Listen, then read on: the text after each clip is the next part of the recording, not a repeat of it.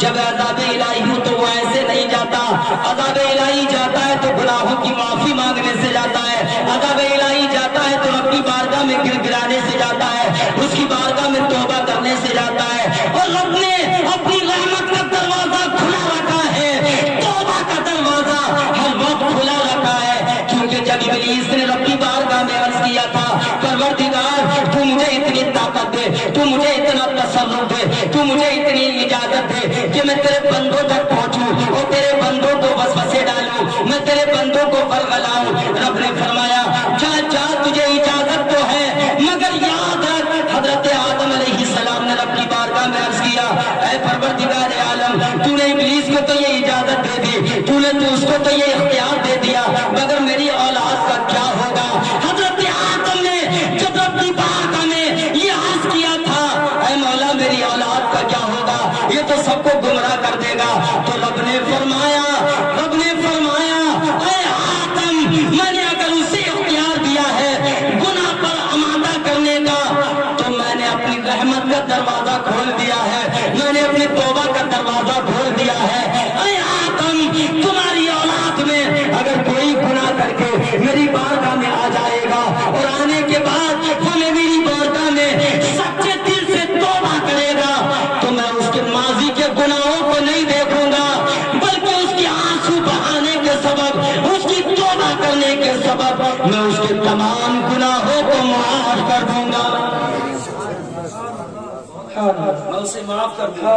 توبہ کا دروازہ کھلا ہے مسلمانوں, توبہ کا دروازہ تب تک کھلا رہتا ہے کہ جب تک دنیا سے نہیں رہتا ہے, جب تک توبہ کا دروازہ کھلا رہتا ہے. ہم توبہ تو کریں, رب کی بارگاہ میں اپنے گناہوں کی توبہ کریں, اپنی خطاؤں کی توبہ کریں. عزیزان ملت اسلامیہ, مگر بات یہ ہے کہ آج ہماری روح مردہ ہو چکی ہے, ہمارے اندر روحانیت نام کو نہیں رہی. روح تو ہے مگر روح بھی مردہ ہو چکی ہے, روحانیت تو ہے ہی نہیں. اب ایک بات میں آپ کو بتاؤں, کیونکہ آج میں سمجھانے کی باتیں بس کر رہا ہوں. ایک بات اور سنیں آپ حضرات, جسم بیمار ہوتا ہے کہ نہیں ہوتا ہے؟ ہوتا ہے. جسم بیمار ہوتا ہے, کیا ہوتا ہے؟ سر میں درد ہوتا ہے, کبھی بخار آتا ہے, کبھی کسی طرح کا اور مرض لاحق ہو جاتا ہے, کبھی ہارٹ کا پیشنٹ ہو جاتا ہے, ہوتا نہیں ہوتا؟ یعنی جسم بیمار ہوتا ہے تو کوئی نہ کوئی پریشانی اسے لاحق ہوتی ہے. تو مجھے بتاؤ, جسم ہی بیمار ہوتا ہے یا روح بھی بیمار ہوتا ہے؟ جس طرح سے جسم بیمار ہوتا ہے اسی طرح سے روح بھی بیمار ہوتی ہے. جسم کی بیماری کا سبب اچھا کھانا پینا نہ ہو آپ کا کسی طرح سے بھی, تو جسم کی بیماری کا سبب بن جاتا ہے.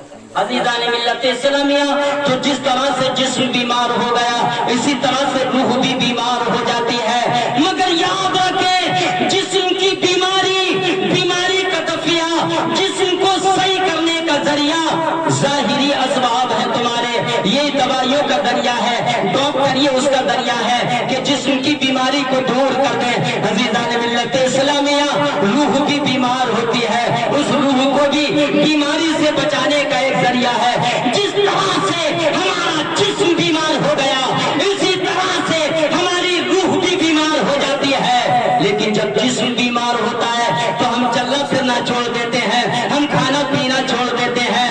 اب سمجھ لینا کہ جب تمہاری روح بیمار ہوگی تو اس کی بھی پہچان بتائی گئی ہے کہ جب تم نمازوں سے غفلت برتنے لگو, سمجھ لینا کہ تمہاری روح بیمار ہو چکی ہے. جب تم روزوں سے دور ہونے لگے تو سمجھ لینا تمہاری روح بیمار ہو چکی ہے. تم ماں باپ کو ستانے لگے تو یاد رکھنا تمہاری روح بیمار ہو چکی ہے. تم پڑوسی پہ اتیاچار کرنے لگے تو سمجھ لینا کہ تمہاری روح بیمار ہو چکی ہے. بولو سبحان اللہ. توجہ دیں عزیزان ملت اسلامیہ, یاد رکھنا جب تم ایک دوسرے سے بدگمانی کرنے لگے, ایک دوسرے کی غیبت کرنے لگے, ایک دوسرے کو ستانے لگے, ایک دوسرے کی حق تلفی کرنے لگے, سمجھ لینا کہ تمہاری روح بیمار ہو چکی ہے. یہ روح کی بیماری کے سبب سے ہوتا ہے. ایک دوسرے کی غیبت کرتا ہے, نمازوں کو چھوڑتا ہے, والدین کو ستاتا ہے, پڑوسیوں کو ستاتا ہے, حق تلفی کرتا ہے, حضرات حق ادا نہیں کرتا ہے, سمجھ لینا کہ اس کی روح بیمار ہو چکی ہے. اور جس طرح سے ہم جسمانی علاج کرتے जिस्मानी बीमार हो जाता है ना तो इंसान तड़प जाता है, कितने डॉक्टरों को बदल देता है, इससे फायदा नहीं हुआ फला डॉक्टर के पास चलो, इससे फायदा नहीं हुआ उसके पास चलो, कितने अस्पताल बदले जाते हैं, कितने डॉक्टर बदले जाते हैं, मगर जब हमारी रूह बीमार होती है तो हमें फिक्र नहीं होती, हमें तबीब को तलाश करना है, रूह की बीमारी के तबीब को तलाश करना है। तुमने जिस्मानी बीमारी के तबीब को तो तलाश कर लिया, मगर तुमने रूहानी बीमारी के तबीब को तलाश नहीं किया। याद रखना, अगर तुम्हारा जिस्म बीमार हो चुका है तो सिर्फ उसका नुकसान ये होगा कि मौत हो सकती है ना, उसका नुकसान सिर्फ ये होगा कि एक आन के लिए तुम्हें मौत आ सकती है, दायमी नहीं, थोड़ी देर के लिए आएगी, फिर तुम्हें जिंदा कर दिया जाएगा। लेकिन अगर रूह बीमार हो गई और उस रूह की बीमारी की वजह से अगर हमारी आखिरत तबाह हो गई, अगर हमारी कब्र में अंधेरी रात हो गई और अगर हमारा नामा अमाल हमारे बाएं हाथ में दे दिया गया तो बताओ क्या करोगे? वो दायमी जिंदगी है, ये आरसी जिंदगी है, ये 4 दिन की जिंदगी, जिस्मानी मर्ज के लिए, उसके इलाज के लिए तूने दुनिया के तबीबों को बदल दिया, दुनिया के डॉक्टरों को बदल दिया।